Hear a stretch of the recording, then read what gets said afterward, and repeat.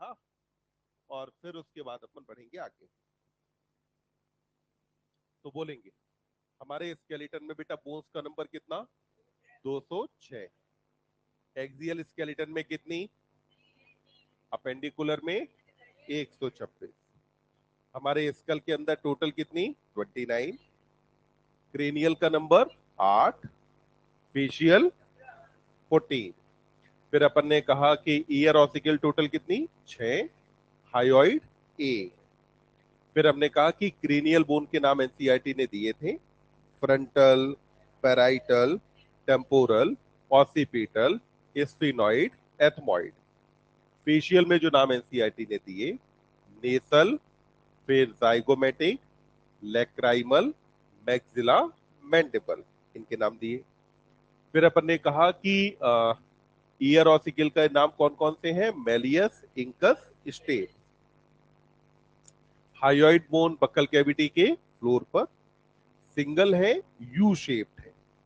फिर आपने कहा वर्टिबल कॉलम के अंदर वर्टिब्रा का नंबर कितना, 26, सर्वाइकल का number 7, thoracic 12, lumbar 5, sacral 1, coccyx 1। तो ऐसे ही 26 होती हैं। फिर आपने कहा हर एक वर्टिब्रा में सेंट्रल कैनाल जिससे स्पाइनल कॉर्ड पास करेगी उसका नाम न्यूरल कैनाल। फिर हमने कहा कि दो वर्टिब्रा के बीच में पाई जाती है इंटरवर्टिब्रल डिस्क। हमारा वर्टिबल कॉलम बैक की मसल्स को अटैचमेंट के लिए पॉइंट प्रोवाइड करता है, रिब्स इससे अटैच होती है, ट्रंक का मेन स्ट्रक्चरल फ्रेमवर्क बनाता है। फिर हमने कहा कि अगली बोन आती है स्टर्नम, फ्लैट बोन है, ध्यान रखें स्टर्नम के लिए थिन नहीं कहा गया था, फ्लैट बोन कहा। फिर कहा कि जो स्टर्नम है इसके साथ अटैच कौन है, रिब्स। रिब्स के लिए कहा है कि थिन फ्लैट बोन, रिब्स का नंबर 12 पेयर। 12 पेयर में फिर यहाँ पे कहा कि पहले जो 7 पेयर है वो ट्रू, फिर अगले 3 पेयर फॉल्स और लास्ट के 2 पेयर फ्लोटिंग। ट्रू का नाम था वर्टिब्रो स्टर्नल, फॉल्स का नाम वर्टिब्रो कॉन्ड्रल और फ्लोटिंग का नाम वर्टिब्रल रिब। फिर आपने कहा कि रिब्स के बाद हमारा आ गया अपेंडिकुलर स्केलेटन। तो इसमें 4 लिम्ब के अंदर ह्यूमरस, फिर इसके बाद radius, ulna, carpals, metacarpal, phalanges. Hind limb के अंदर फीमर, पटेला, फिर टिबिया फिबुला, टार्सल, मेटाटार्सल और फेलेंजेस। 4 लिम्ब और हाइंड लिम्ब में बोन्स का नंबर 30-30 होता है। तो ऐसे टोटल 120 बोन ये हो जाती है। फिर अपन ने कहा कि लिम्ब बोन्स के बाद फिर आ जाती है गर्डल। पेक्टोरल गर्डल का नंबर कितना है, 1। हाफ कितने हैं, 2। हर एक हाफ में एक क्लेविकल और एक स्कैपुला मौजूद है। फिर आपने कहा कि जो पेक्टोरल गर्डल है इसमें क्लेविकल स्लेंडर बोन है, 2 कर्वेचर है, लेटरल साइड पर एक्रोमियन से जुड़ती है और मीडियल साइड पर स्टर्नम से जुड़ी होगी। स्कैपुला फ्लैट ट्रायंगुलर बोन है, ये रिब्स के डॉर्सल साइड पर पाई जाती है, 2nd to 7th रिब मौजूद। फिर आपने कहा कि इसी स्कैपुला में यहाँ पर एक पाई जाती है ग्लिनॉइड कैविटी जिसके साथ हेड ऑफ ह्यूमरस जुड़ता है। फिर आपने कहा कि जो पेल्विक गर्डल है इसके अंदर हाफ कितने, 2। जो 2 हाफ हैं इनमें से एक हाफ को हर एक के अंदर एक बोन जिसका नाम है कॉक्सल बोन। कॉक्सल का एक और नाम होता है इनोमिनेट बोन। हर एक कॉक्सल बोन में 3 बोन्स हैं, इलियम, इस्चियम और प्यूबिस। इलियम, इस्चियम, प्यूबिस के जंक्शन पे क्या बना, एसिटेबुलम, जिसके साथ हेड ऑफ फीमर आर्टिकुलेट करता है। फिर आपने कहा कि जहां पे दोनों प्यूबिक बोन्स आपस में जुड़ेंगी वहां क्या बना, प्यूबिक सिम्फाइसिस बना और ये प्यूबिक सिम्फाइसिस पर वाइट फाइब्रस कार्टिलेज मौजूद होगी। अब बच्चे अपने को जो बात करनी है वो हमें अब समझना है जॉइंट्स के बारे में। और इस चैप्टर से जो क्वेश्चंस अब तक पूछे जाते रहे हैं उनमें बोन से कहीं ज्यादा क्वेश्चंस जॉइंट से पूछे जाते रहे हैं। और जॉइंट शुद्ध रखने की चीज है कि आपको जॉइंट्स याद करने पड़ेंगे कि कहाँ पे कौन सा जॉइंट होता है। क्वेश्चन कभी एनसीईआरटी से बाहर नहीं गए तो अपने को पूरी बॉडी के जॉइंट्स याद नहीं करने, सिंपली एनसीईआरटी वाले एग्जांपल्स पे फोकस करना है। तो फंडामेंटली जॉइंट होते हैं 3 टाइप के। पहले टाइप के जॉइंट कहे जाते हैं फाइब्रस या इमूवेबल। पहला क्या कहा, फाइब्रस या इमूवेबल जॉइंट हो जाते हैं।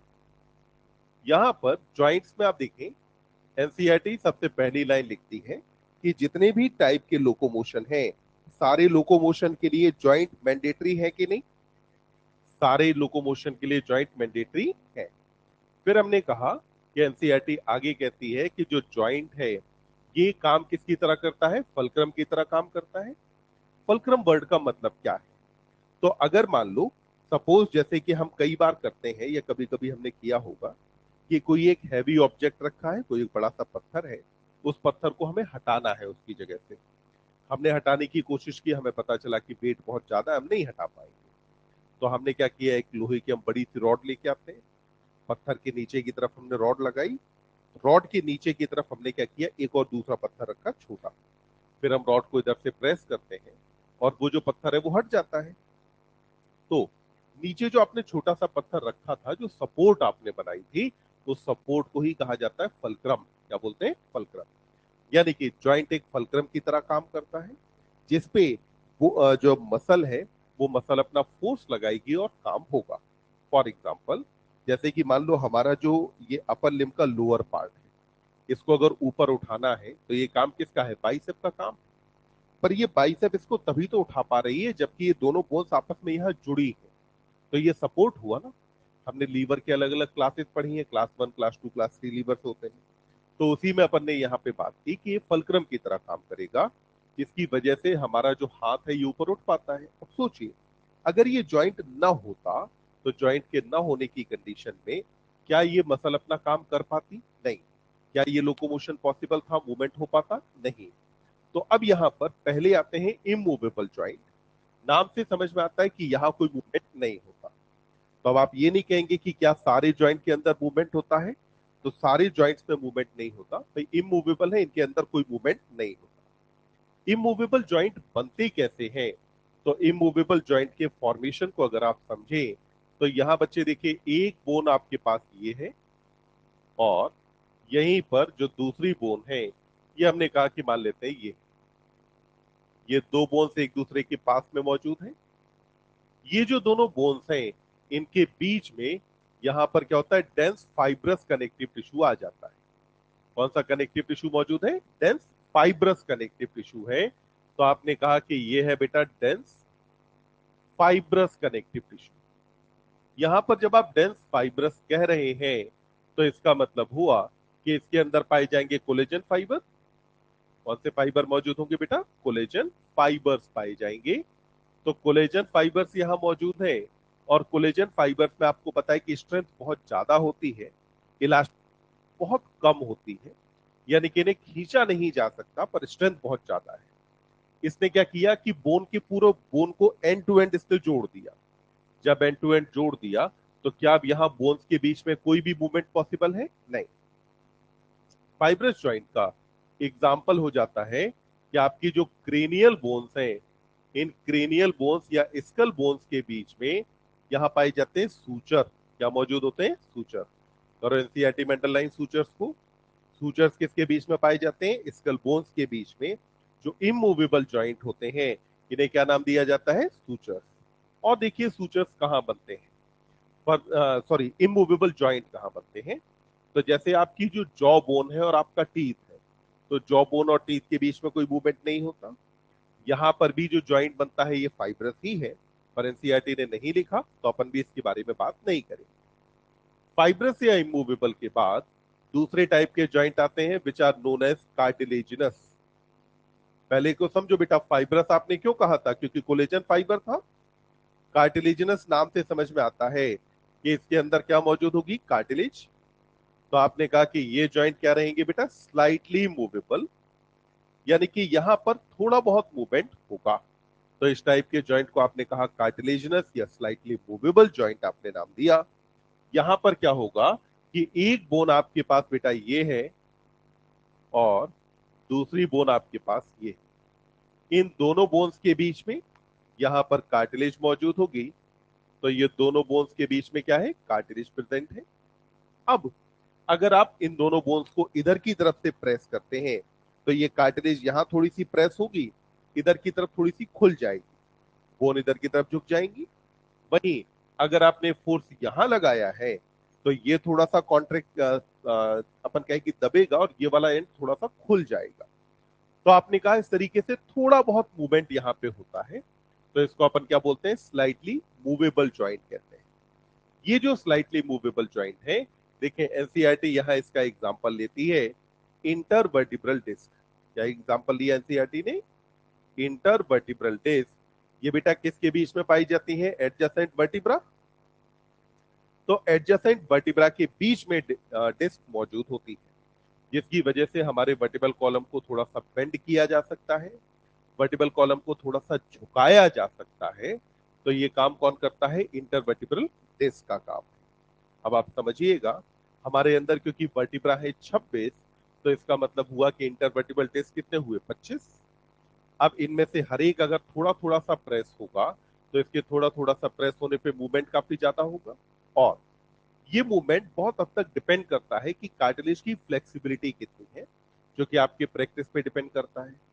फॉर एग्जाम्पल, हम में से कुछ लोग जैसे कि अपना जो है मान लो झुक के अपने पैर आराम से छू लेते हैं हाथ से, और जबकि कई लोगों के लिए काम करना मुश्किल होता है, तब बेंड कौन हो रहा है? वर्टिब्रल कॉलम ही तो बेंड हो रहा है।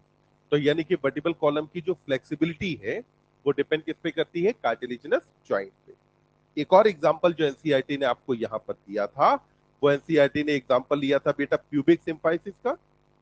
प्यूबिक सिम्फाइसिस पर भी तो आपसे कहा गया था कि यहां पर वाइट फाइब्रस कार्टिलेज पाई जाती है। इन दोनों जगह पर कार्टिलेज कौन सी मौजूद है? वाइट फाइब्रो कार्टिलेज मौजूद है ना। तो अपन ने कहा कि इन दोनों जगह पर जो कार्टिलेज पाई जा रही है, ये कौन सी है? White fibrous cartilage.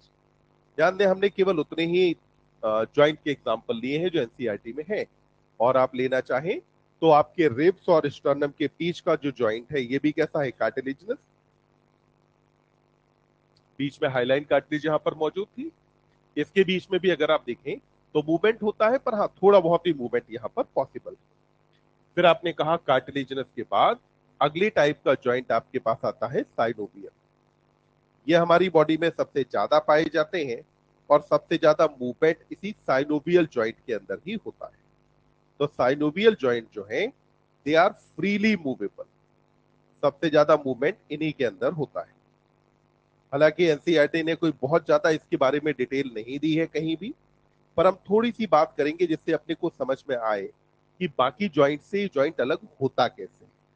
तो यहां पर समझने के लिए आप देखिए बेटा, आपके पास एक बोन ये है, और यहीं पर आपके पास जो दूसरी बोन इसके साथ आर्टिकुलेट करेगी यानी कि जुड़ेगी, ये जुड़ने वाली दूसरी बोन ये। जब एनसीईआरटी बात करती है पेज नंबर 104 पर कार्टिलेज के बारे में, तो वहां एनसीईआरटी अभी खोलना नहीं है, बस सुन लो। एनसीईआरटी वहां पे कहती है कि जो कार्टिलेज है वो मौजूद होती है limbs and hands in adult.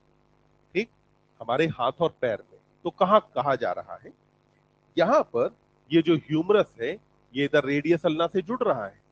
तो ह्यूमरस का ये जो एंड है और रेडियस अल्ना का जो एंड है, दोनों के एंड पे कार्टिलेज मौजूद होती है। ऐसे ही ह्यूमरस इधर क्लिनोइड कैविटी से जुड़ा, तो ह्यूमरस का ये जो सिरा है, इस सिरे पर भी क्या मौजूद रहेगा? कार्टिलेज।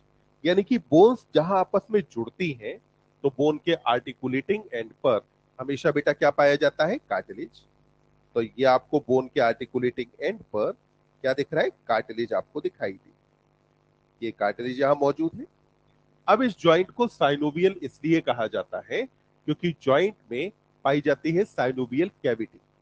आप एक अज्यूम करें कि मान लेते हैं आपके पास एक टेनिस बॉल है, ठीक, या वैसी कोई रबर वाली बॉल। उस बॉल में क्या किया? एक तरफ से अंगूठा आप यहां से डालो, एक तरफ यहां से डालो, तो वो जो बॉल है वो आपके दोनों अंगूठों को कवर कर लेगी ना।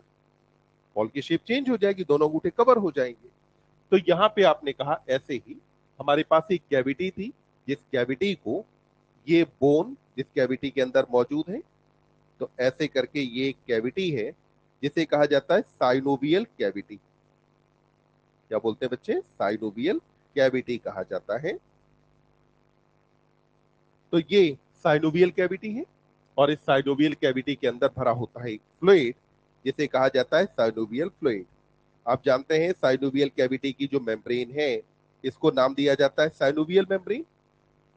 अब क्योंकि यहाँ दो बोन्स आपस में जुड़ी हैं, तो जब बोन्स आपस में जुड़ती हैं तो इनके बीच में लिगामेंट भी मौजूद होता है। तो यहाँ पे लिगामेंट क्या करेगा, जॉइंट कैप्सूल बना देगा, इसको ऐसे करके आपस में जोड़ दिया। अब क्योंकि ये स्ट्रक्चर एनसीईआरटी में है नहीं, तो हम बहुत ज्यादा इसकी लेबलिंग वगैरह पे भी ध्यान नहीं देंगे कि कहाँ पे कौन कौन सी चीजें हैं, फिर से एक बार सुन लेंगे बस। दोनों बोन, बोन के आर्टिकुलेटिंग एंड पे क्या मौजूद है, कार्टिलेज। ये कौन सी होती है, हाइलाइन कार्टिलेज यहाँ पर मौजूद। इधर इसके बीच में साइनोवियल कैविटी, जिसके अंदर एक फ्लूइड भरा है, और इस फ्लूइड को क्या कहा जाता है, साइनोवियल फ्लूइड। तो ऐसे जॉइंट जहां पर ये साइनोवियल कैविटी और साइनोवियल फ्लूइड इन्वॉल्व हो, उसको कहा जाता है साइनोवियल जॉइंट। एनसीईआरटी ने जमा टोटल आपको 5 तरीके के साइनोवियल जॉइंट बताए हैं, और आप उनके एग्जाम्पल अपने हाथ से याद कर सकते हैं। सबसे पहले आपका ये शोल्डर, शोल्डर पे जो जॉइंट होता है ये कहा जाता है बॉल एंड सॉकेट जॉइंट। समझिएगा बच्चे, क्या है कि जो आपका ग्लिनॉइड कैविटी है ये एक सॉकेट का काम कर रही है, और ह्यूमरस का हेड एक बॉल का काम कर रहा है, ये बॉल इसके अंदर लगी है। यहां पर अब मूवमेंट ऊपर नीचे की तरफ हो सकता है, लेफ्ट राइट हो सकता है, रोटेशनल मूवमेंट भी किया जा सकता है। तो सबसे ज्यादा मूवमेंट इसी जॉइंट के अंदर होता है। तो ये जो जॉइंट है इसे क्या कहा जाता है, बॉल एंड सॉकेट जॉइंट। तो बोलो शोल्डर पे कौन सा जॉइंट, शोल्डर पे जॉइंट कौन सा, बॉल एंड सॉकेट। अगला आगे बढ़ते हैं, तो अगला जॉइंट हमें यहां दिखाई देता है। ये जो जॉइंट है इसमें अगर आप देखें तो जो मूवमेंट है वो केवल एक ही प्लेन में हो रहा है, और ये मूवमेंट काफी कुछ जैसे दरवाजे में जो मूवमेंट है उसी के जैसा है। भाई दरवाजे की चौखट है, चौखट से आपने कब्जे लगाए, कब्जे से आपने दरवाजा फिट कर दिया, तो मूवमेंट एक ही प्लेन में हो रहा है ना। दरवाजे के जो कब्जे हैं उनको अंग्रेजी में कहते हैं हिंज, अंग्रेजी में क्या कहा जाता है, हिंज। तो ऐसे जॉइंट को हम नाम देते हैं हिंज जॉइंट। क्या कहा जाता है, हिंज जॉइंट। तो पहले हुए बॉल एंड सॉकेट, दूसरा ही कौन सा हो गया, हिंज। अब हिंज के बाद आगे बढ़े, क्या आप अपने हाथ को ऐसे करके घुमा सकते हैं, यस घुमा सकते हैं, मतलब कि साइड बाई साइड मूवमेंट हो रहा है। यानी कि इसमें क्या है, एक बोन, ध्यान देंगे, एक बोन ने ऐसे एक सॉकेट बनाया, दूसरी बोन इसके अंदर मौजूद है, ये यहाँ पे ऐसे करके रोटेट कर सकती है। जब अगर रोटेट कर सकती है यानी कि स्क्रू जैसा कुछ मूवमेंट हो रहा है, तो ये स्क्रू जैसा कुछ मूवमेंट होना, इस टाइप के जॉइंट को अपन नाम देते हैं पाइवट जॉइंट। क्या कहा जाता है, पाइवट जॉइंट नाम दिया जाता है।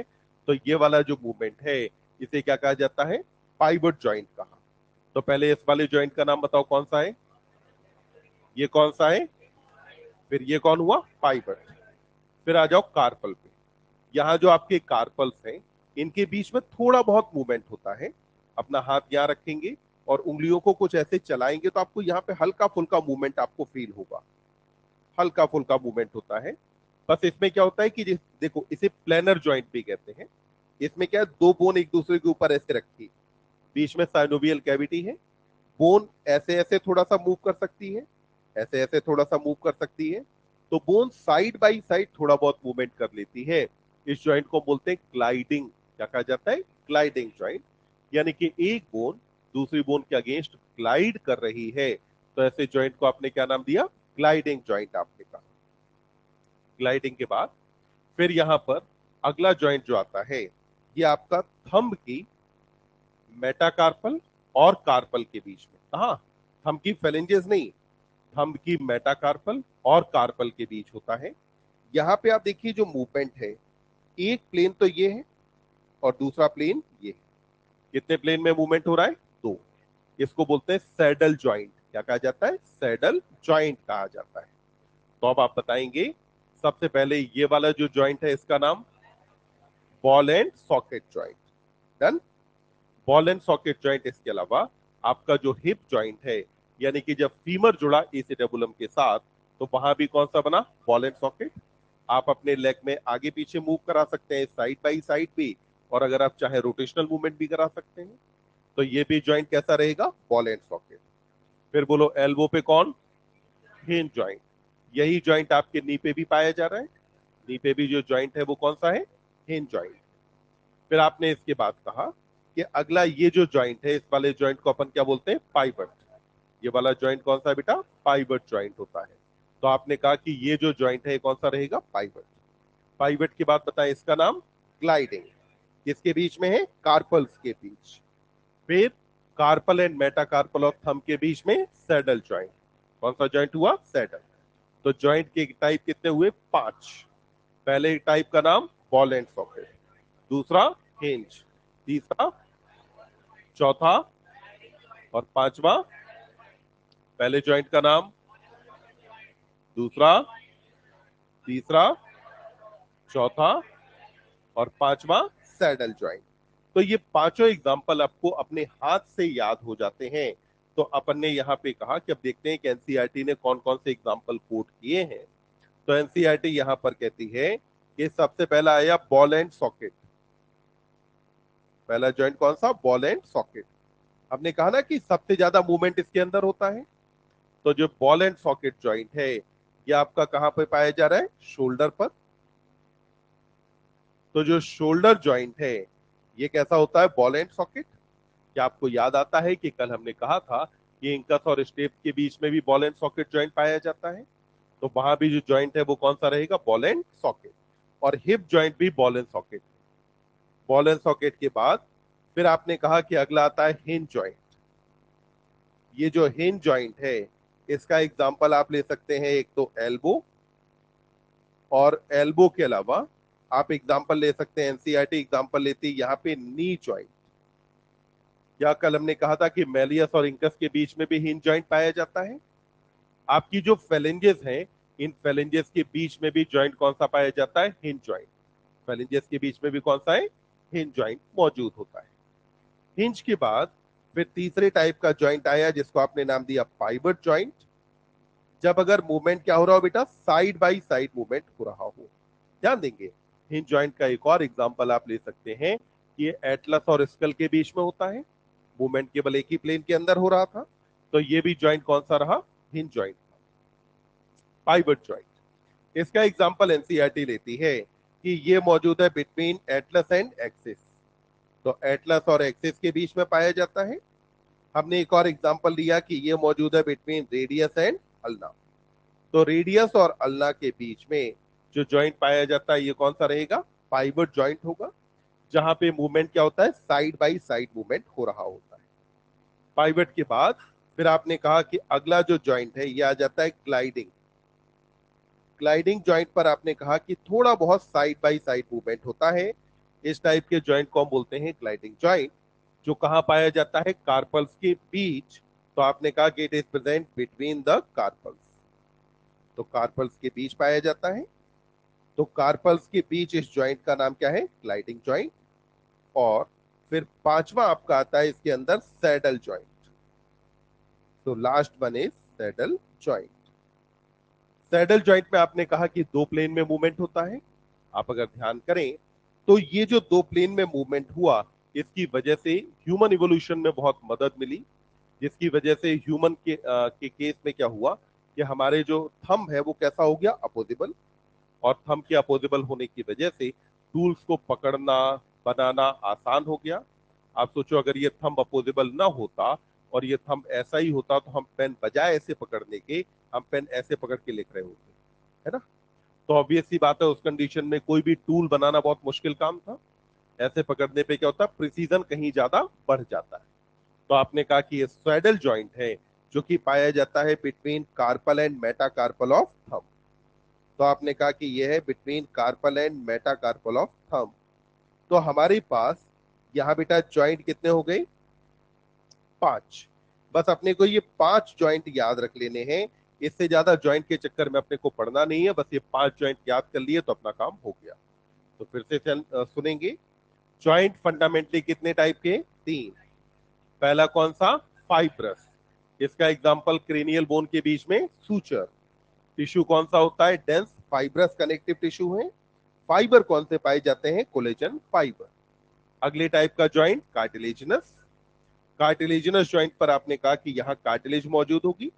और ये जो कार्टिलेजिनस जॉइंट है ये कहां पर था? बिटवीन वर्टिब्रा इंटरवर्टिब्रल डिस्क पाई जाती है। और प्यूबिक सिम्फाइसिस पर ये जॉइंट मौजूद होता है। साइनोवियल जॉइंट में there is a synovial cavity between the bones. और साइनोवियल जॉइंट के टाइप कितने हैं? 5। साइनोवियल जॉइंट में सबसे ज्यादा मूवमेंट होता है। साइनोवियल जॉइंट के अंदर सबसे पहले जॉइंट का नाम क्या है?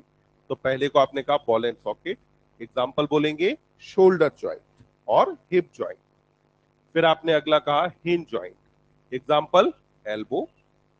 हिंज जॉइंट के बाद फिर अगला आपने कहा पाइवट जॉइंट, कहाँ है? एटलस और एक्सिस के बीच, रेडियस और अल्ला के बीच भी होता है। फिर अगला आया ग्लाइडिंग जॉइंट, जो कहां पे है? कार्पल्स के बीच में। और फिर आगे आपका सैडल जॉइंट, जो carpal and metacarpal of thumb. फिर से बताएंगे, इस जॉइंट का नाम बोलो। ये वाला, इस वाले का नाम, ये वाला, और ये जॉइंट, इसका नाम, ये वाला, ये वाला, और इसका नाम। 5 टाइप के जॉइंट है। ठीक, फटाफट इसमें से जितना लिखना है उसे लिखें, आगे बढ़ते हैं अपन। हिंज, एटलस और स्कल के बीच में हिंज। पाइवट जॉइंट तो एटलस एक्सिस के बीच होगा ना, एटलस और स्कल के बीच।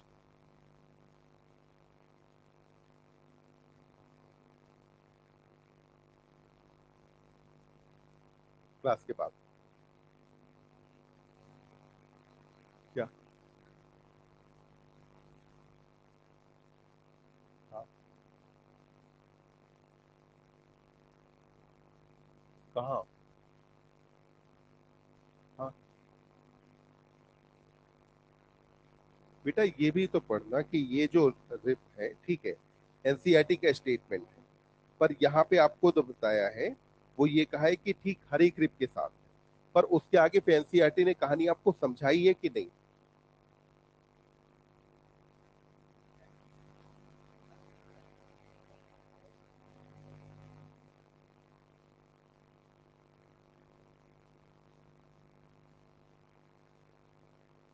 अगर स्टेटमेंट मल्टीपल स्टेटमेंट टाइप आता है तो अपन सही मानेंगे।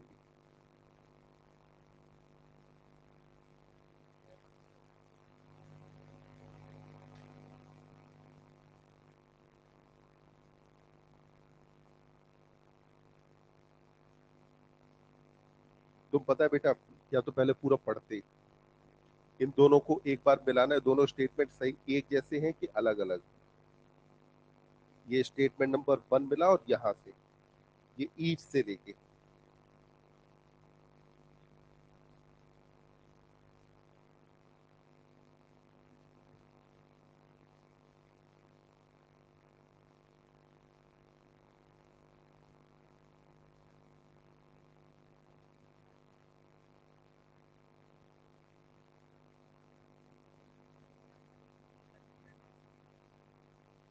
ऑल कहाँ है इसमें?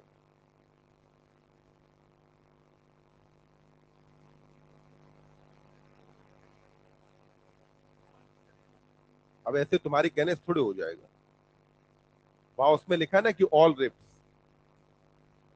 तो ऑल है तो गलत हो गया ना, एनसीईआरटी तो नहीं लिखा कि ऑल रिप। तो एनसीईआरटी को गलत साबित करने की कोशिश नहीं करनी, एनसीईआरटी अपनी जगह सही है, गड़बड़ हम है। चलिए, बस अब ध्यान देंगे फिर से। देखो, अभी तक अपन ने बात की बेटा टाइप ऑफ जॉइंट्स के बारे में कि जॉइंट कौन कौन से हैं। अब जॉइंट के बाद अपने को एक लास्ट चीज की बात और करनी थी, अबाउट डिसऑर्डर्स। डिसऑर्डर्स में भी हम मसल्स की बात कर चुके थे, और हमें जो अब बात करनी है वो केवल बात करनी है स्केलेटन की। तो स्केलेटन में देखें, सबसे पहला डिसऑर्डर आता है आर्थराइटिस। देखिए, स्टडी ऑफ जॉइंट्स को बेटा बोलते हैं आर्थ्रोलॉजी। क्या कहा जाता है? आर्थ्रोलॉजी। आर्थ्रोपोडा जो नाम मिला था, वो नाम था, आर्थ का मतलब था जॉइंटेड, और पोडा मतलब है लेग। आप टर्म को फिर से पढ़ेंगे, यहां पे पहला वर्ड आया आर्थ, यानी कि जॉइंट, और आइटिस शब्द का मतलब आप जानते हैं इन्फ्लामेशन। तो नाम खुद ही आपको बता देता है कि there will be inflammation of joint. तो हमने कहा कि अगर जॉइंट्स के अंदर इन्फ्लामेशन हो, तो जॉइंट्स में इन्फ्लामेशन होने की कंडीशन क्या कही जाएगी? आर्थराइटिस। और ये जो जॉइंट है का इन्फ्लामेशन है, ये बहुत सारे अलग अलग टाइप का होता है, यानी कि आर्थराइटिस के अलग अलग टाइप रहेंगे। आर्थराइटिस का ही एक टाइप जो एनसीईआरटी यहां लेती है, यह है गाउट। गाउट को और कहा जाता है गाउटी आर्थराइटिस कहा जाता है, क्योंकि यहां पर हो क्या रहा है, जॉइंट्स के अंदर इन्फ्लामेशन होगा। बताएंगे डिपोजिशन किसका होता है यहां, तो आपने कहा there will be deposition of uric acid. ध्यान देंगे, क्या मैं यहां यूरिया कह सकता हूं? नहीं, तो अपने को क्या कहना है, डिपोजिशन ऑफ यूरिक एसिड। क्या मैं यहां पे ऑक्सलेट कहूं? नहीं, oxalate is related to kidney stone. यहां पे रिलेटेड क्या है, यूरिक एसिड। यूरिया क्यों नहीं हो सकता? क्योंकि यूरिया सॉल्युबल है, जबकि यूरिक एसिड इनसॉल्युबल है। तो अगर ये यूरिक एसिड डिपॉजिट हुआ कहां पर, जॉइंट्स पर, तो जॉइंट पर जब बेटा अगर यूरिक एसिड डिपॉजिट होने लगेगा तो इसकी वजह से जॉइंट्स का इन्फ्लामेशन हो जाएगा, और ये कंडीशन क्या कही जाएगी, गाउट या गाउटी आर्थराइटिस कही जाएगी। तो आपने इस कंडीशन को आपने कहा गाउट। गाउट के बाद अगली कंडीशन एनसीईआरटी ने दी है ऑस्टियोपोरोसिस। क्या नाम दिया है, ऑस्टियोपोरोसिस। पढ़ेंगे, क्या इसमें लिखा है कि एज रिलेटेड डिसऑर्डर है? क्या कहा एनसीईआरटी ने, एज रिलेटेड डिसऑर्डर कहा।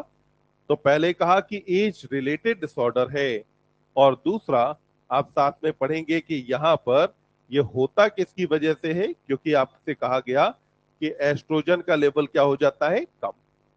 तो एस्ट्रोजन क्या हो रहा है, डिक्रीज। समझिएगा, फीमेल्स में मेंस्ट्रुअल साइकिल की बिगिनिंग को हम मेनार्ज कहते हैं और टर्मिनेशन को कहा जाता है मेनोपॉज।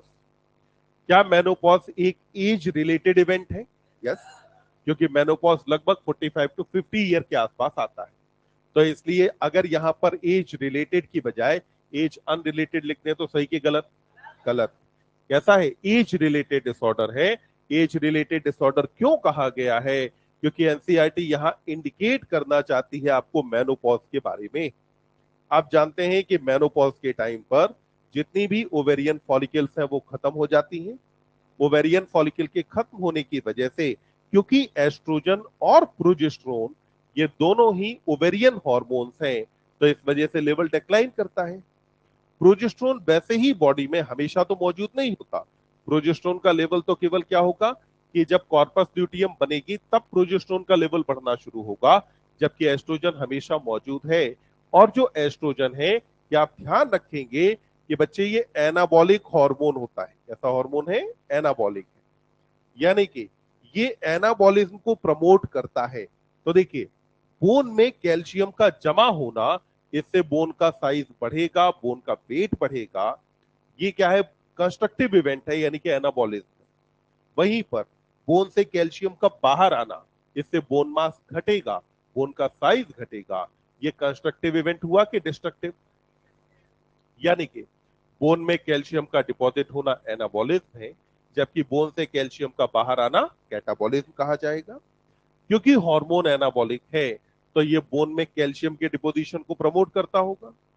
बोन में अगर कैल्शियम का डिपोजिशन होगा तो इसकी वजह से बोन मास क्या होगा, बढ़ेगा। वहीं पर अगर ये हार्मोन नहीं होगा तो बोन में कैल्शियम का डिपोजिशन क्या होने लगेगा, कम। जब अगर कैल्शियम का डिपोजिशन कम होगा तो इसकी वजह से, अब आप बताएं, बोन मास घटेगा या बढ़ जाएगा? तो आप जानते हैं कि बोन मास क्या होगा बेटा, कम।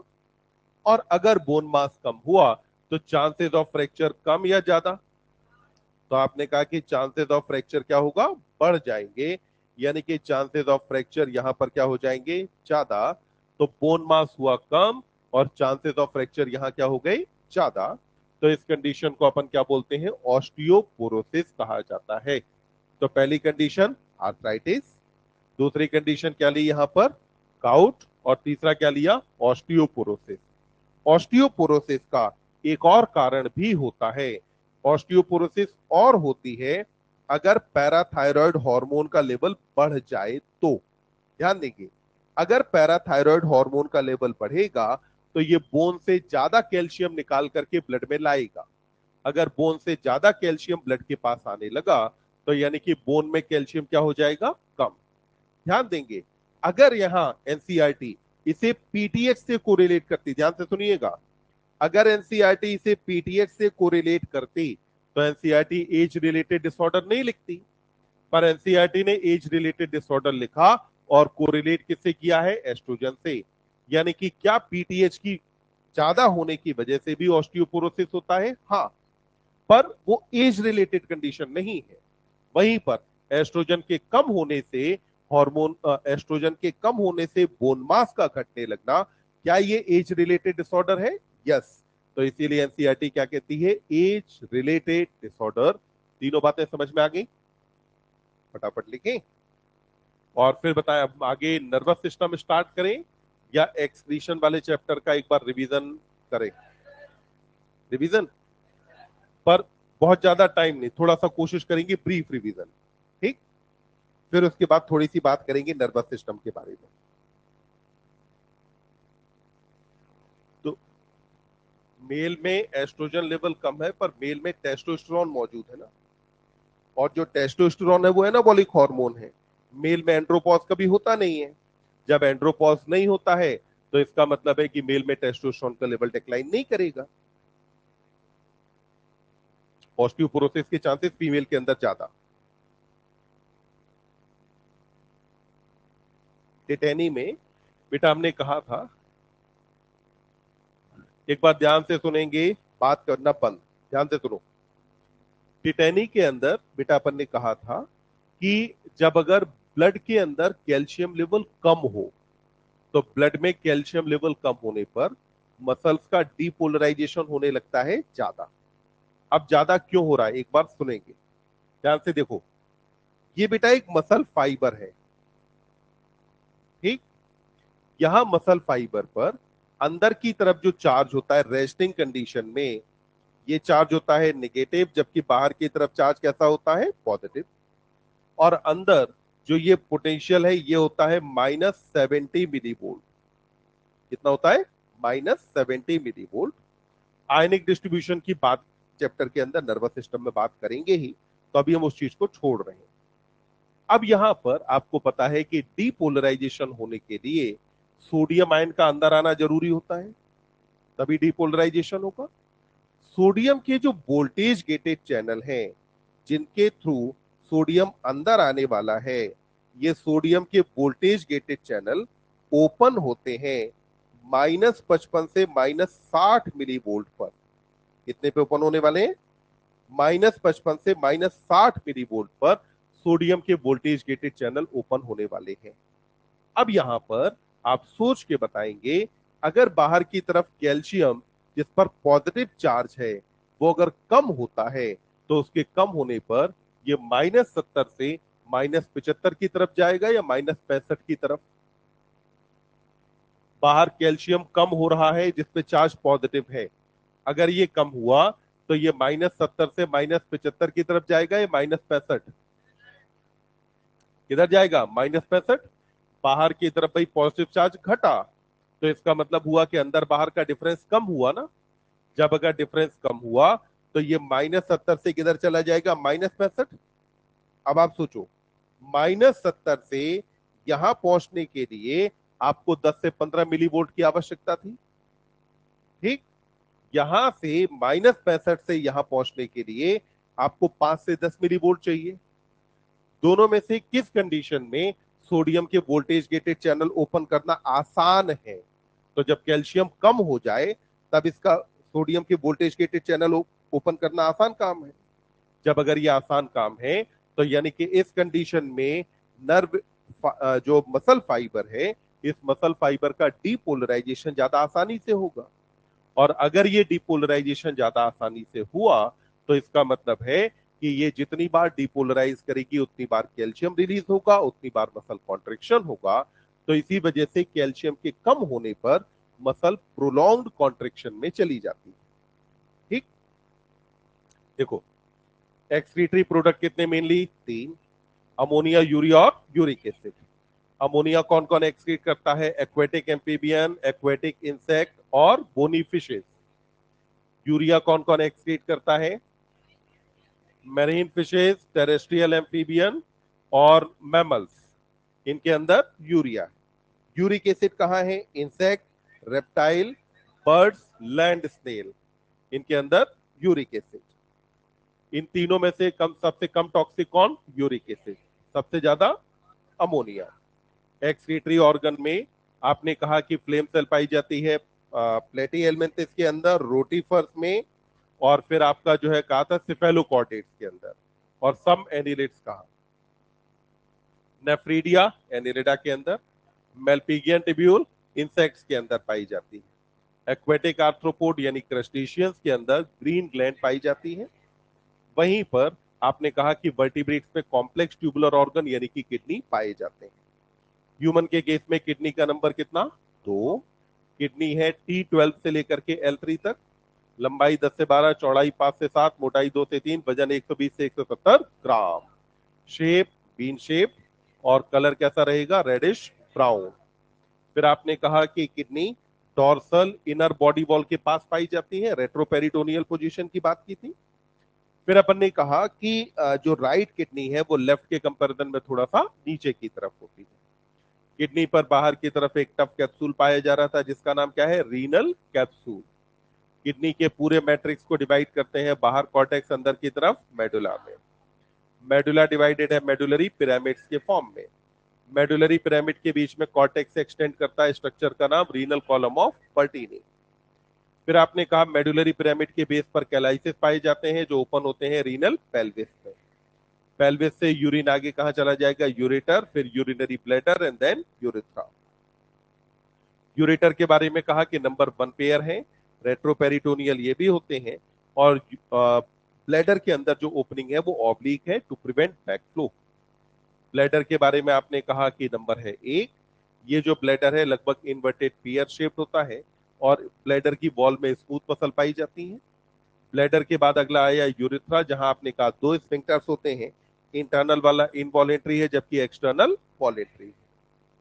फिर आपने कहा कि किडनी के अंदर मौजूद है नेफ्रॉन।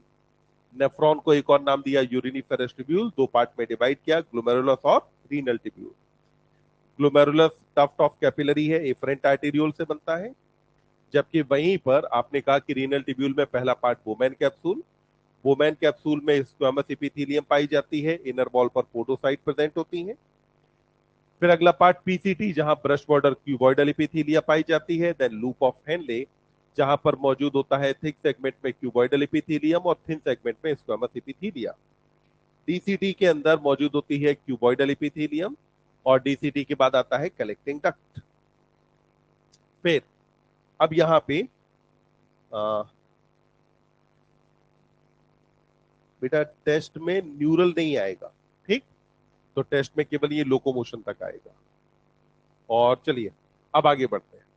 आगे अपन ने कहा कि हाँ, नेफ्रॉन हमारे पास 2 टाइप के हैं, कॉर्टिकल और जक्स्टामेडुलरी। नंबर किसका ज्यादा? जबकि जक्स्टामेडुलरी का कम है। फिर आपने कहा कि लूप जो है वासा रेक्टा किसके अंदर? ठीक। फिर अपन ने कहा कि जो जक्स्टामेडुलरी है उसमें जो बोमैन कैप्सूल, पीसीटी, डीसीटी है वो कॉर्टेक्स में ही है, पर कॉर्टेक्स और मेडुला के जंक्शन पे है।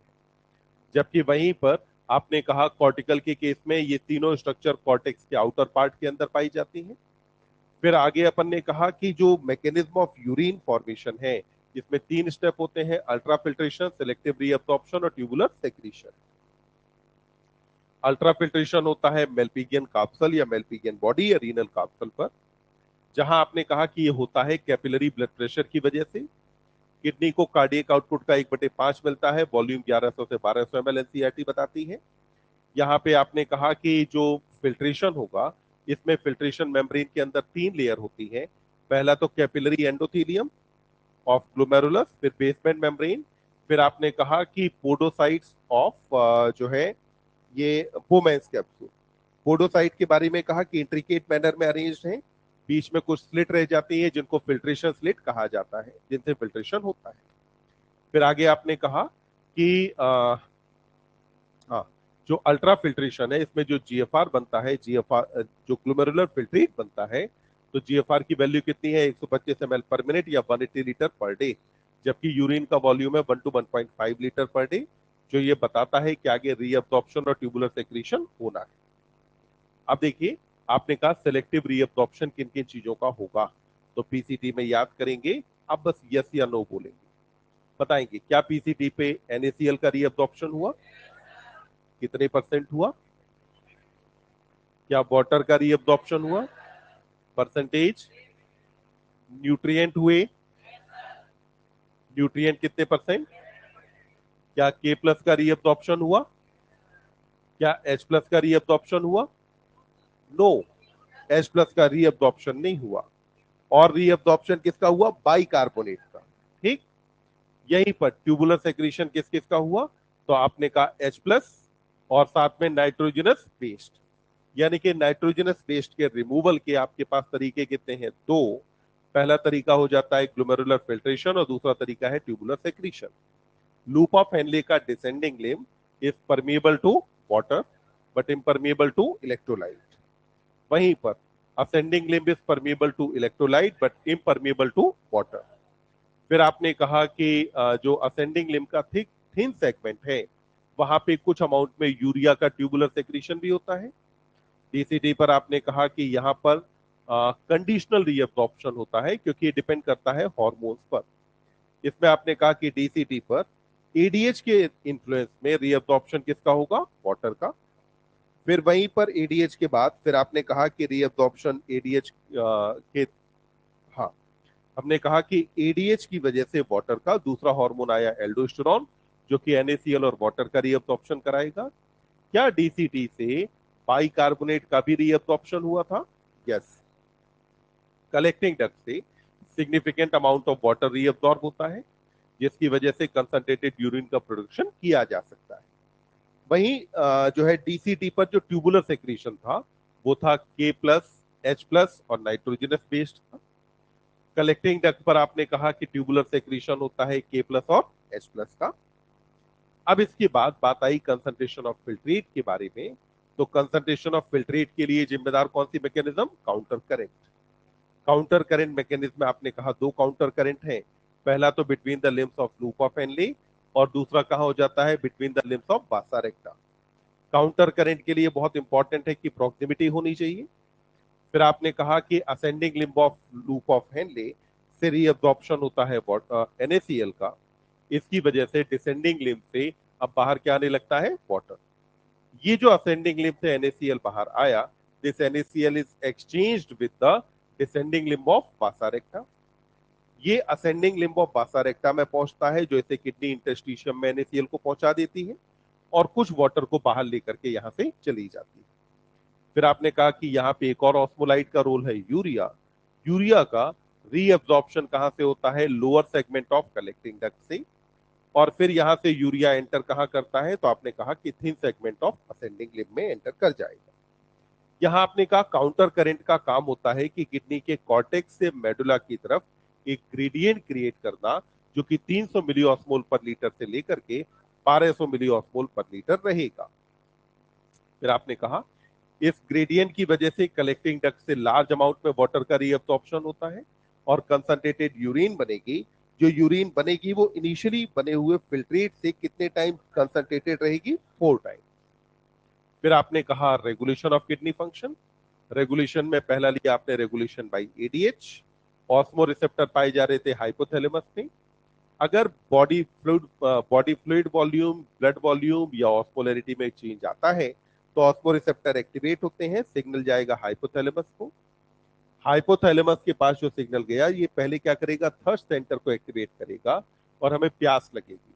अगर पानी अवेलेबल है तो वेल एंड गुड, अगर अवेलेबल नहीं है तो उस केस में क्या किया जाएगा कि अब यहां पर एडीएच का रिलीज कराया जाएगा न्यूरोहाइपोफाइसिस से। एडीएच दो काम करता है। पहला तो आपको पता है कि एडीएच की वजह से ही काउंटर करंट स्टार्ट हुआ था।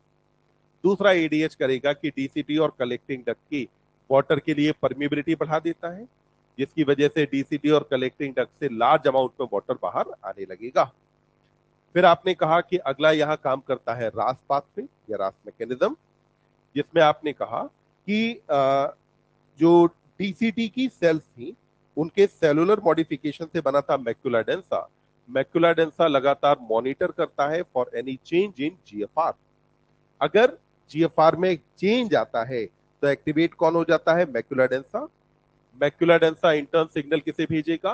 तो यहां से मैक्युला डेंसा से बेटा सिग्नल जाता है जेजी सेल के पास। जेजी सेल से कौन सा हार्मोन आया? रेनिन। रेनिन लिवर से आने वाले एंजियोटेंसिनोजन को पहले कन्वर्ट करता है एंजियोटेंसिन फर्स्ट में, and then it is converted to angiotensin second. अब यहां जो एंजियोटेंसिन सेकेंड बना, एंजियोटेंसिन सेकेंड सबसे पहले एक पावरफुल वैसोकंस्ट्रिक्टर है। वैसोकंस्ट्रिक्शन कराएगा तो ब्लड प्रेशर बढ़ेगा या घटेगा? बढ़ जाएगा।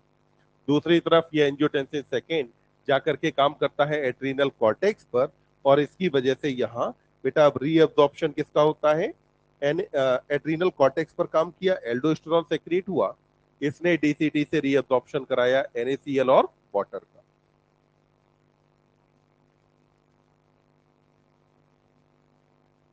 इन दोनों चीजों की वजह से जो ब्लड प्रेशर है वो क्या होने लगता है? बढ़ने लगता है। जब ब्लड प्रेशर बढ़ता है तो तीन ऑर्गन को नुकसान पहुंचाता है, हार्ट, ब्रेन और किडनी। यानी कि बीपी बढ़ने पर एट्रिया में ब्लड फ्लो बढ़ जाएगा। एट्रिया में ब्लड फ्लो बढ़ने पर एट्रिया से अब यहां पर सेक्रेट होता है एक फैक्टर जिसको हम बोलते हैं ANF, यानी कि एट्रियल नेट्रियूरेटिक फैक्टर। ये एक वैसोडायलेटर है कि कंस्ट्रिक्टर? डायलेटर। तो ब्लड प्रेशर घटाएगा कि बढ़ाएगा? तो ये ब्लड प्रेशर को कम करा देता है। तो आपने कहा कि यहां पर ANF रास पाथवे को सपोर्ट कर रहा है कि चेक कर रहा है? यानी कि रोक देता है। फिर आपने कहा मिक्चुरेशन के बारे में। जैसे ही यूरिन जाकर के यूरिनरी ब्लैडर में स्टोर हुई, ब्लैडर फैला, इसकी वजह से ब्लैडर के स्ट्रेच रिसेप्टर एक्टिवेट हुए। ब्लैडर के स्ट्रेच रिसेप्टर एक्टिवेट होने की वजह से अब यहां ब्लैडर से सिग्नल किसको जाएगा? CNS को। जाने वाला सिग्नल कैसा होगा? सेंसरी। ये जो सेंसरी सिग्नल पहुंचा तो अब CNS से एक वॉलेंटरी मोटर सिग्नल आएगा। ये जो वॉलेंटरी मोटर सिग्नल आता है इसकी वजह से ब्लैडर की स्मूथ मसल में कॉन्ट्रेक्शन होगा कि रिलैक्सेशन? कॉन्ट्रेक्शन। जबकि वहीं स्फिंक्टर्स कॉन्ट्रैक्ट करेंगे कि रिलैक्स? इसकी वजह से मिक्चुरेशन होगा। यूरिन का volume 1 to 1.5 litre per day. Urine का पीएच होता है 6, और यूरिन के अंदर यूरिया पर डे पास होता है 25 से 30 ग्राम। फिर आपने कहा यूरिन के बाद हाँ, यूरिन के बारे में बात की। यूरिन के बारे में अच्छा एक और बात कही कि पेल येलो कलर है। फिर आपने कहा कैरेक्टरिस्टिक ओडर है। यूरिन के अंदर अगर कीटोन बॉडीज मौजूद हो तो कीटोन्यूरिया, ग्लूकोज अगर प्रेजेंट हो तो ग्लाइकोसूरिया। दोनों कंडीशन इंडिकेट करती है डायबिटीज मेलाइटस।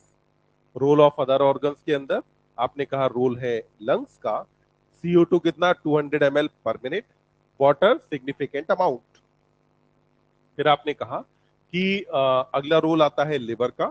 लिवर से क्या क्या आएगा बेटा? लार्जेस्ट ग्लैंड है, लिवर से आता है बाइल। बाइल के अंदर मौजूद है बाइल पिगमेंट यानी कि बिलिरुबिन, बिलिवर्डिन। इसके अंदर और मौजूद होता है डिग्रेडेड स्टेरॉइड हार्मोन होगा, कोलेस्ट्रॉल होगा, विटामिन है, ड्रग्स है। क्या बाइल सॉल्ट इस लिस्ट के अंदर शामिल था? नहीं। बाइल सॉल्ट एक्सक्रीटरी प्रोडक्ट नहीं होता। फिर आपने कहा कि रोल आ जाता है स्किन का। स्वेट ग्लैंड से स्वेट आएगा, प्राइमरी फंक्शन कूलिंग इफेक्ट है। स्वेट वाटरी फ्लूइड है, यानी कि इसमें वाटर मौजूद है जिसके अंदर NaCl, लैक्टिक एसिड और यूरिया मौजूद होता है। फिर आपने कहा कि सिबेशियस ग्लैंड आती है, ऑयली सेक्रीशन आता है। ये स्किन को प्रोटेक्ट करता है, इसके अंदर ऑयल, वैक्स, हाइड्रोकार्बन, स्टेरॉल्स, ये सारी चीजें मौजूद है। फिर आपने कहा कुछ अमाउंट में जो यूरिया है ये सलाइवा के अंदर भी मौजूद होता है। फिर अगली बात आपने यूरिया जो है सलाइवा की बात करी कि जो है हीमोडायलिसिस यानी आर्टिफिशियल किडनी। तो हमने कहा कि जब भी अगर किडनी मेल फंक्शन होगा तो यूरेमिया होगा, और यूरेमिया की वजह से क्या हो सकता है? Kidney failure. तो किडनी फेलियर से बचाने के लिए आर्टिफिशियल किडनी यानी कि हीमोडायलिसिस। ब्लड किससे निकालोगे? आर्टरी की वेन। ब्लड में क्या मिक्स करें? हेपेरिन के एंटी हेपेरिन। ब्लड को वार्म करें कि कूल? हीमोडायलिसिस के लिए जो ट्यूब यूज होती है उसका नाम cellophane tube. Cellophane tube porous है या नॉन पोरस? मॉलिक्यूल्स के लिए परमेबल कि नॉन परमेबल? मॉलिक्यूल्स एक्टिवली जाएंगे या फिर जो है कंसंट्रेशन ग्रेडियंट यूरिया यानी कि नाइट्रोजनस वेस्ट कहां चले जाएंगे? बाहर। और आयनिक बैलेंस यहां बन जाएगा, यानी कि आयन अगर कम है तो वो बढ़ जाएगा, अगर ज्यादा है तो वो आयन कंपेरेटिवली कम हो जाएगा। फिर आपने कहा कि हीमोडायलिसिस के बाद जब ब्लड बाहर निकालेंगे तो क्या मिक्स किया उसके अंदर? Anti heparin. वार्म किया बॉडी टेम्परेचर तक और फिर इंट्रोड्यूस कहां कर देंगे? वेन में। फिर आपने कहा किडनी ट्रांसप्लांट किसके केस में करते हैं? एक्यूट रीनल फेलियर के केस में। अल्टीमेट ट्रीटमेंट आपके पास क्या होता है? Kidney transplant. किडनी ट्रांसप्लांट के समय ब्लड ग्रुप मैचिंग आवश्यक है क्या? किडनी प्रेफरेबली किससे लेनी चाहिए? Close relative. क्या किडनी ट्रांसप्लांट के बाद कोई मेडिसिन लेने की आवश्यकता नहीं होती? होती है। कौन सी मेडिसिन? इम्यूनो सप्रेसिव्स लेने होते हैं, क्योंकि इम्यून सिस्टम फॉरेन ऑर्गन को कभी एक्सेप्ट करता ही नहीं है। फिर आपने कहा अगली कंडीशन आती है रीनल कैलकुलाई। डिपोजिशन किसका होता है? ऑक्सलेट्स का, और यूरिक एसिड का कहां पे? रीनल पेल्विस में। फिर कंडीशन आई ग्लोमेरुलोनेफ्राइटिस। ग्लोमेरुलोनेफ्राइटिस में इंफ्लामेशन किसका हुआ? ग्लोमेरुलस का इंफ्लामेशन हो जाता है। तो अब यहां पे अपन बात करते हैं अपने अगले टॉपिक के बारे में, जिसका नाम है न्यूरल कंट्रोल एंड कोऑर्डिनेशन। हाँ बेटा,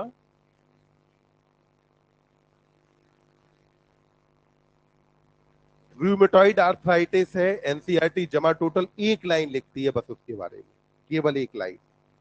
हेल्थ एंड डिजीज में जब ऑटो इम्यून डिजीज की बात आती है, तो ऑटो इम्यून डिजीज में एनसीईआरटी ने सिर्फ रूमेटॉइड आर्थराइटिस का नाम लिखा है। इसके अलावा एनसीईआरटी कुछ नहीं लिखती है कि पेनस का डिपोजिशन होता है, कौन सी एंटीबॉडी, सब फर्जी कहानी है। केवल एक लाइन है बस।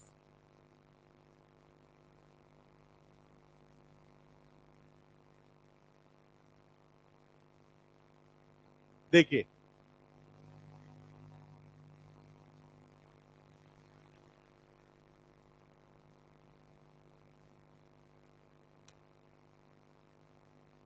क्या बेटा?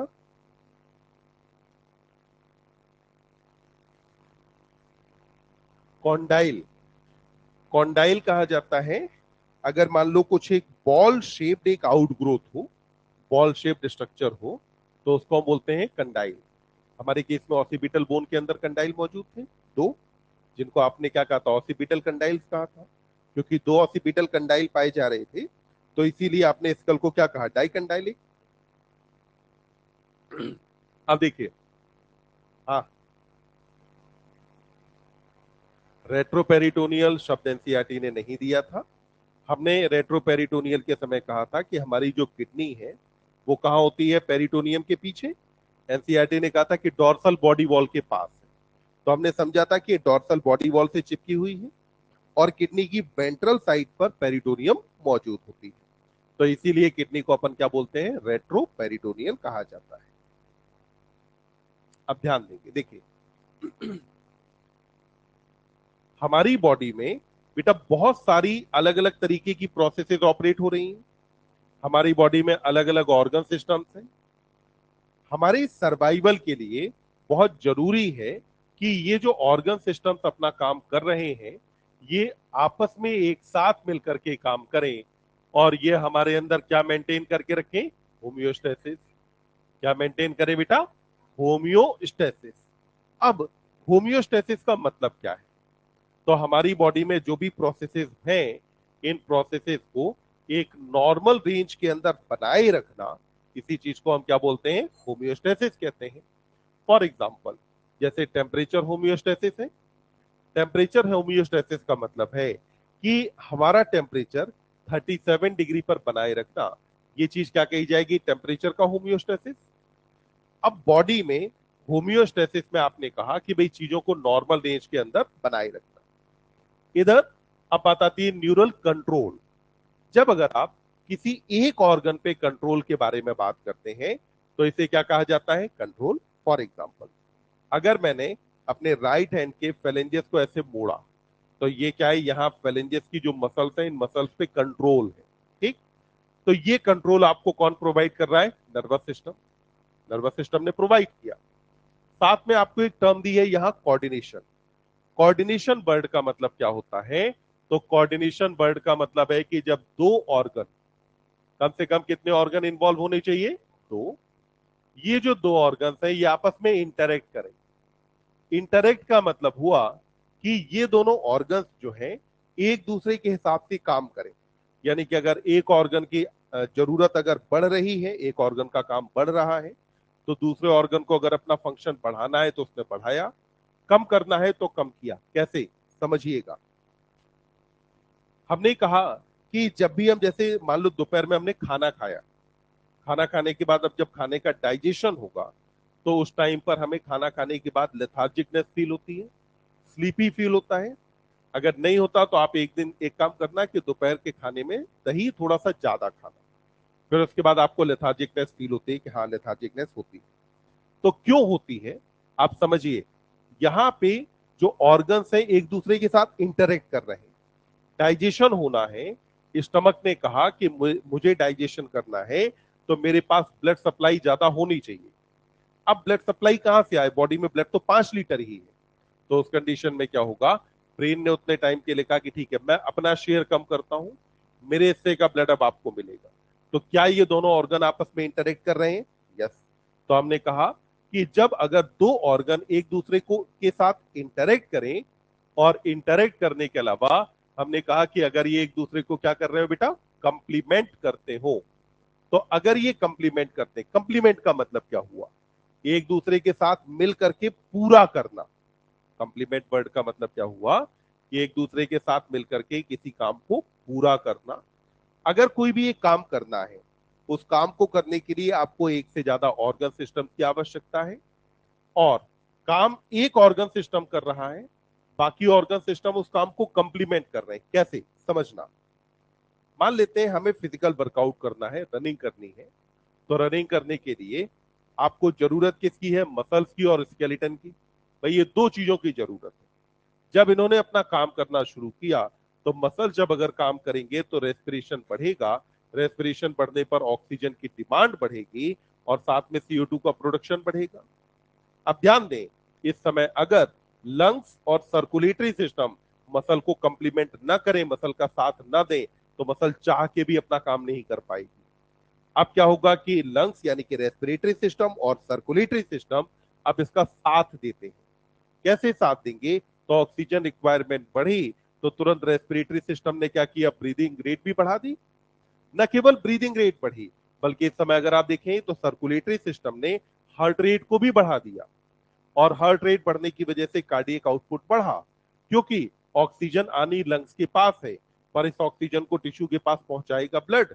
तो क्या सर्कुलेटरी सिस्टम और रेस्पिरेटरी सिस्टम मसल्स के फंक्शन को कंप्लीमेंट कर रहे हैं? अब जब अगर कंप्लीमेंट करना है तो भाई पहले ऑर्गन्स को पता तो चलना चाहिए कि कहीं कुछ गड़बड़ है।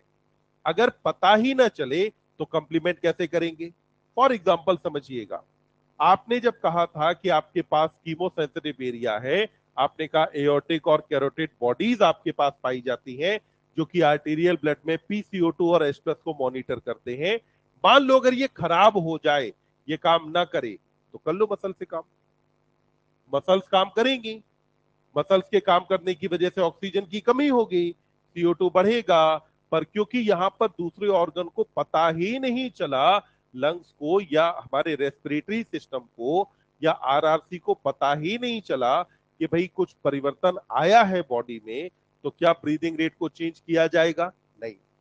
यानी कि दो ऑर्गन एक दूसरे को कंप्लीमेंट करें, एक दूसरे के साथ कोऑर्डिनेट करें, उसके लिए आपको एक सिस्टम की आवश्यकता है, और वो सिस्टम आपको कौन प्रोवाइड करता है? ये नर्वस सिस्टम।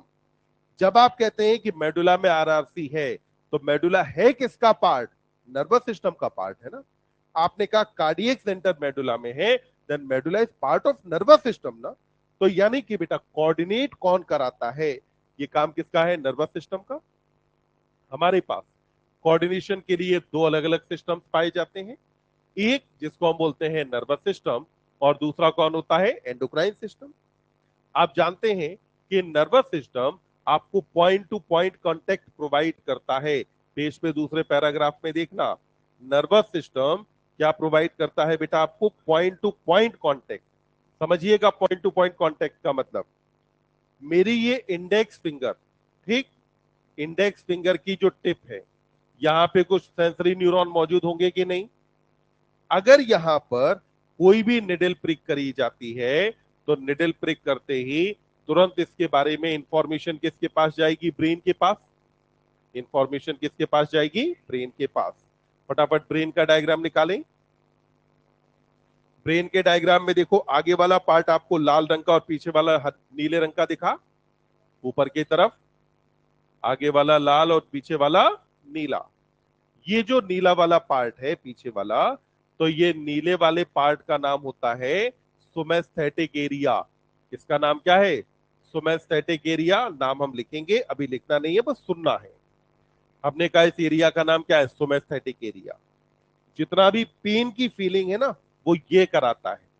तो क्या मेरी इंडेक्स फिंगर को इस सोमेस्थेटिक एरिया से जुड़ा होना चाहिए कि नहीं? अगर इंडेक्स फिंगर इस सोमेस्थेटिक एरिया से नहीं जुड़ी हो तो क्या यहां पे दर्द की अनुभूति होगी? नहीं। तो क्या यहां पॉइंट टू पॉइंट कनेक्शन है? यस।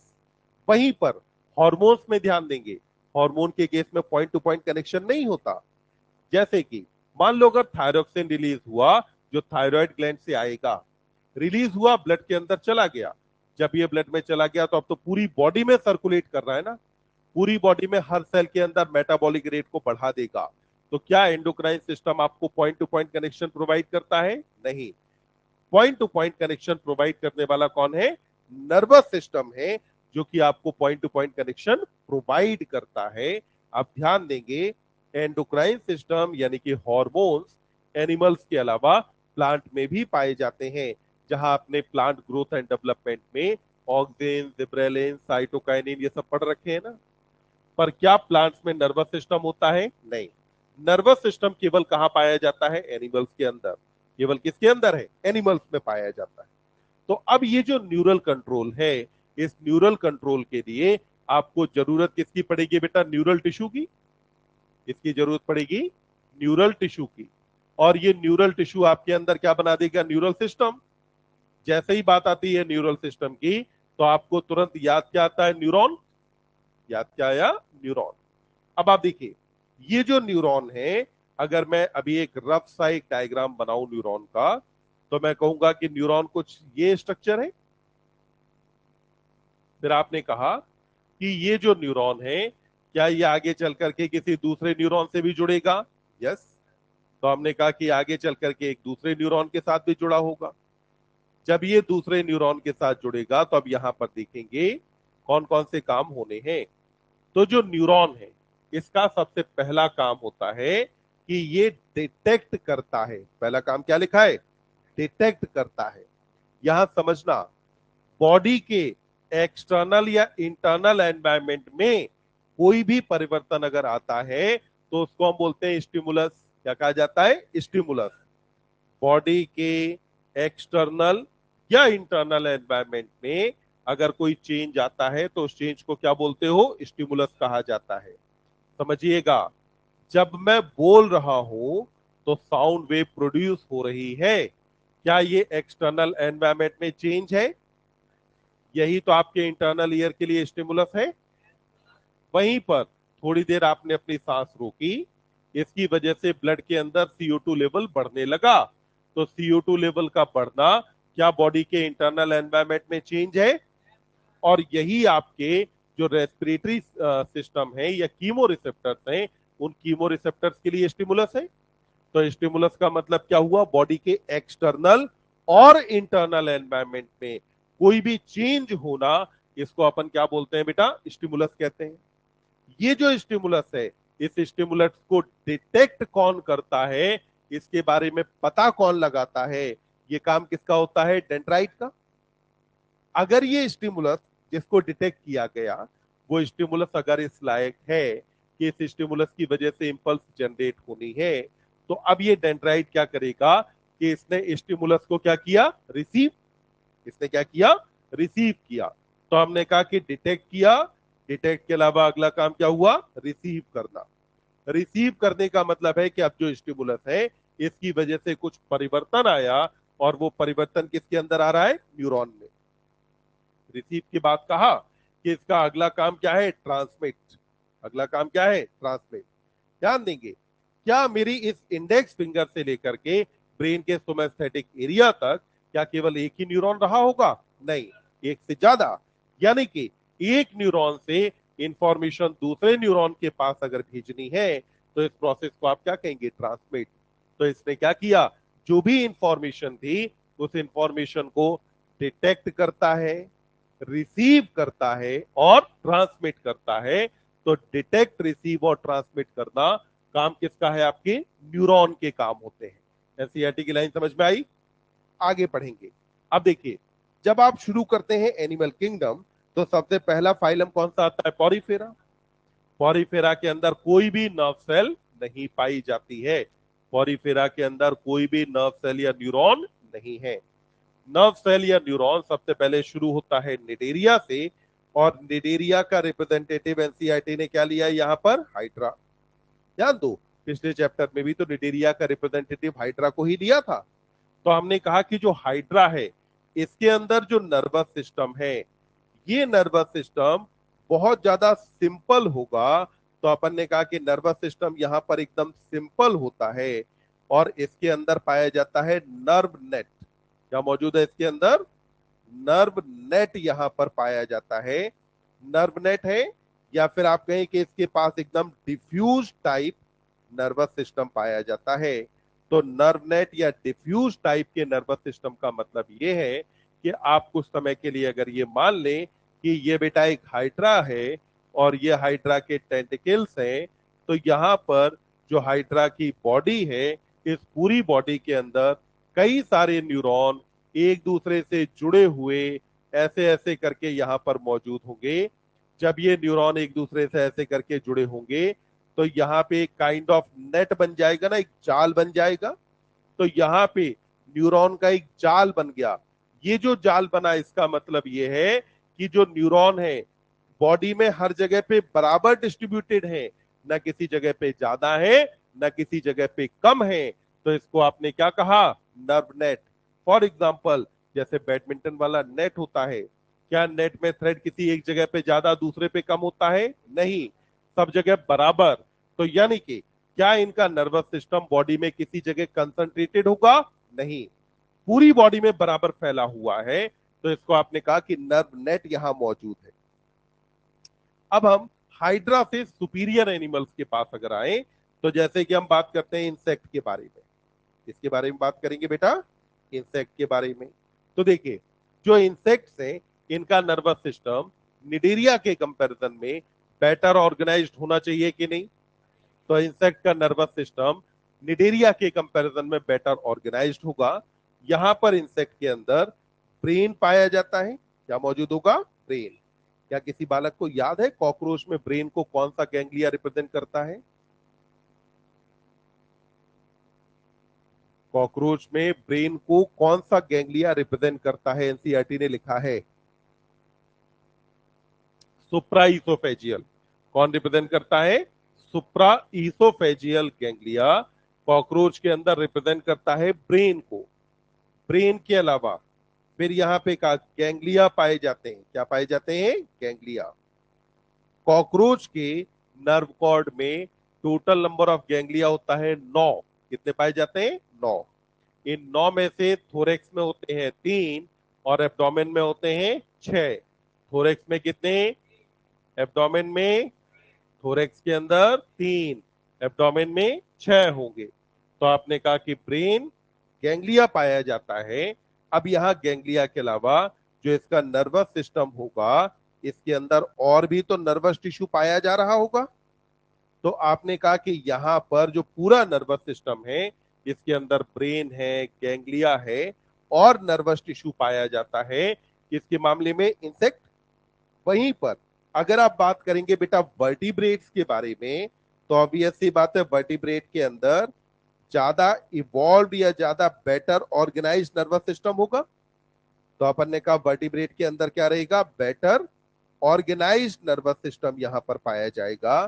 तो हमारे अंदर अगर हम बात करें, तो बाकायदा ब्रेन है, स्पाइनल कॉर्ड है, सारी चीजें पाई जाती हैं।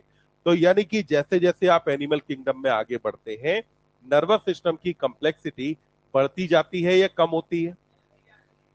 क्या इतनी बात समझ में आ गई? ठीक। अब यहां से अब हम स्टार्ट करते हैं कि भाई हमारे नर्वस सिस्टम के अंदर क्या क्या चीजें मौजूद हैं। तो अब बात करेंगे अबाउट ह्यूमन न्यूरल सिस्टम। यहां कंफ्यूजन खूब होते हैं, गलतियां भी हम खूब करते हैं, इसलिए इस पार्ट को अपन बहुत अच्छे से समझेंगे कि हमारे न्यूरल सिस्टम के अंदर क्या क्या चीजें हैं। देखिए बच्चे, हम अपने नर्वस सिस्टम को डिवाइड करते हैं 2 पार्ट में। पहला पार्ट कहा जाता है सीएनएस। पहले पार्ट का नाम सीएनएस। बताओ सीएनएस का पूरा नाम। इसको सेंट्रल नर्वस सिस्टम कहा जाता है क्योंकि ये हमारी बॉडी के सेंट्रल एक्सिस के अलोंग है। कहाँ मौजूद होता है? बॉडी के सेंट्रल एक्सिस के अलोंग है। इसीलिए आप इसको नाम क्या देते हैं? सेंट्रल नर्वस सिस्टम कहा जाता है। ये जो सेंट्रल नर्वस सिस्टम है, जितना भी इंफॉर्मेशन की प्रोसेसिंग होनी है, जितना भी इंफॉर्मेशन को प्रोसेस किया जाना है, जितना भी कंट्रोल किया जाना है, ये सारा का सारा काम किसका होता है? सीएनएस का। जैसे हमारे कंप्यूटर के अंदर एक सीपीयू होता है, सेंट्रल प्रोसेसिंग यूनिट। भाई जितनी भी इंफॉर्मेशन है, सारी इंफॉर्मेशन को प्रोसेस करना, कंप्यूटर से रिलेटेड जितनी भी चीजें हैं, जितने भी ऑपरेटर्स हैं, उन सारे ऑपरेटर्स को कंट्रोल करना, ये सारा काम किसका है? सीपीयू का। यानी कि आपका प्रिंटर बिजली से कनेक्टेड है, कंप्यूटर से भी कनेक्टेड है।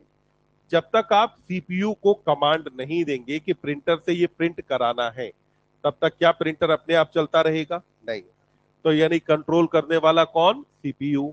ऐसे ही हमारे अंदर हमने कहा हमारी बॉडी की एक्टिविटीज को कंट्रोल करना है, तो ये पूरा कंट्रोल करना किसका काम है? सीएनएस का। सीएनएस में आपके पास यहां दो ऑर्गन्स आते हैं। एक तो आ जाता है ब्रेन और दूसरा कौन आएगा? Spinal cord. तो आपने कहा पहला कौन आ गया? ब्रेन। और दूसरा ऑर्गन कौन आ जाएगा? स्पाइनल कॉर्ड आ जाता है। तो ब्रेन और स्पाइनल कॉर्ड को कहां पे रखा आपने? सीएनएस के अंदर। सीएनएस के बाद दूसरा जो डिवीजन आता है, इसको बेटा कहा जाता है पीएनएस। क्या बोलते हैं? पीएनएस, यानी कि पेरिफेरल नर्वस सिस्टम। पेरिफेरल मतलब क्या हुआ? सेंटर पे या किनारों पे? तो बॉडी के किनारों पे, बॉडी के किनारों पे जो नर्वस सिस्टम मौजूद है, उसको क्या कहा जाएगा? पेरिफेरल। समझिएगा, सीएनएस बॉडी के सेंटर में है। हाथ में भी तो नर्वस सिस्टम मौजूद है, नर्व्स यहां भी है। ये जो जगह है, ये पेरिफेरी है या सेंटर है? तो यहां पेरिफेरी में जो नर्वस सिस्टम पाया जाएगा, उसको आप क्या कहेंगे? Peripheral nervous system. तो ये जो पेरिफेरल नर्वस सिस्टम है, इसके अंदर आप देखिए दो काम होने हैं। पहला काम, यहां पे आपको कुछ ऐसी नर्व चाहिए, लास्ट बेंच पे ध्यान देना बेटा, इधर यहां आपको कुछ ऐसी नर्व चाहिए जो कि इंफॉर्मेशन यहां से लेकर के ब्रेन के पास पहुंचाएं, और ऐसी नर्व्स भी चाहिए जो ब्रेन से इंफॉर्मेशन आई है वो इंफॉर्मेशन यहां पहुंचाएं। फॉर एग्जाम्पल, जैसे मान लो अगर मेरी इस वाली फिंगर के अंदर एक निडल प्रिक करी जाती है, तो निडल प्रिक करते ही क्या मैं अपने इस फिंगर को, हाथ को यहां से मूव कराऊंगा? यानी कि पहली नर्व चाहिए जो कि इसके बारे में इंफॉर्मेशन ब्रेन तक ले जाए, और दूसरी नर्व चाहिए जो कि तुरंत यहाँ की मसल पे काम करे, जिससे हाथ के अंदर मूवमेंट हो। मतलब आपको यहाँ पे कितने टाइप के नर्व फाइबर चाहिए? दो। दो टाइप के नर्व फाइबर कौन कौन से होंगे? तो पीएनएस में आपने कहा कि जो नर्व फाइबर्स पाए जाते हैं, ये नर्व फाइबर्स कितने टाइप के होते हैं? दो। आपने कहा पहला हो जाता है सेंसरी, पहले का नाम सेंसरी, इसको और कहा जाता है एफरेंट। सेंसरी का एक और नाम क्या रहेगा? एफरेंट। दूसरा होता है मोटर, और मोटर का दूसरा नाम क्या हो जाएगा? इफरेंट। बोलिए, अगर ऑर्गन से सीएनएस की तरफ इंफॉर्मेशन जाए, तो ऑर्गन से सीएनएस की तरफ इंफॉर्मेशन ले जाने वाला कौन? और वहीं पर जब अगर इंफॉर्मेशन सीएनएस से ऑर्गन के पास जानी है, तो लाने वाला कौन होगा यहां पर? तो आपने कहा ये कौन होगा? मोटर। तो यहां पर आपने कहा कि कितने टाइप के फाइबर? दो, सेंसरी और मोटर। सेंसरी वाला क्या होगा? ऑर्गन से सीएनएस, जबकि मोटर वाला सीएनएस से ऑर्गन। अब पीएनएस को आगे कैसे डिवाइड करते हैं, वो अपन बात करते हैं मंडे को। ओके।